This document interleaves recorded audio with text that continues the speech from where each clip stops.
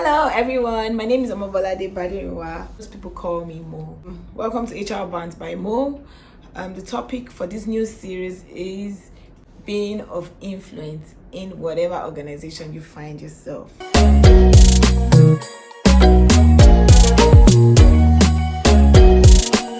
I'm going to start by casting you back to when I finished my NYSC. I think that's about some weeks or maybe a week after I finished my NYSC, and I was banting with my friends on how to we were trying to develop our resumes, and the first thing that came to our mind then was, we wanted to write a very catchy summary for our resume. The summary that you put on top of your CVs and resumes, where before you write the skills and your experience. Yes, that summary is what I'm talking about. And for me, what came to mind at that time was leading from wherever I find myself. And for me, that was I felt like that would catch every recruiter's attention at the time. And you know what? Till today, that punchline is something that I feel like I always imbibe in whatever organization I find myself, be it even the work setting, be it within maybe in church or whatever. I always ensure that I'm of impact, that I'm noticed. So the first point we're going to talk about now is identifying what you're good at.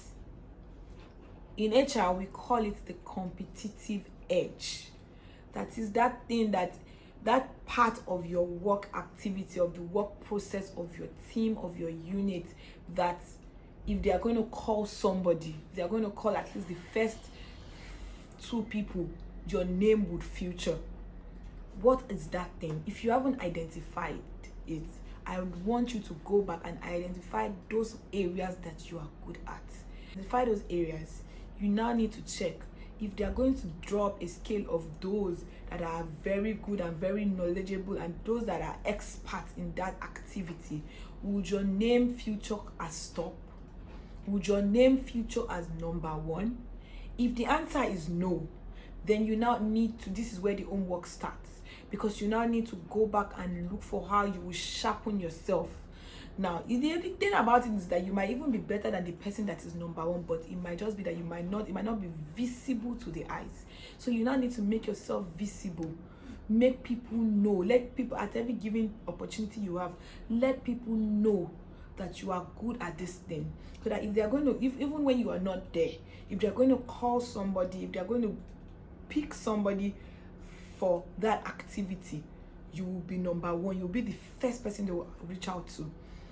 Once your organization is able to identify you with a certain process or identify you with a certain activity, that is how you're building your influence. Because you might just be maybe the leader of your team, or maybe the leader of your organization that asks that, who can we reach out to? Once your name features in that conversation, they automatically start to take note of you. They automatically start to even in a situation, because especially if you work in a very large organization where you guys are in the number of thousands, once they can identify you with a thing, people that have not even been taking note of you will start to take note of you. Any small thing even if you pass, any small thing you do, they start to take note of you. For me, and from experience, that's the number one area where you can start to build your influence in whatever organization you find yourself.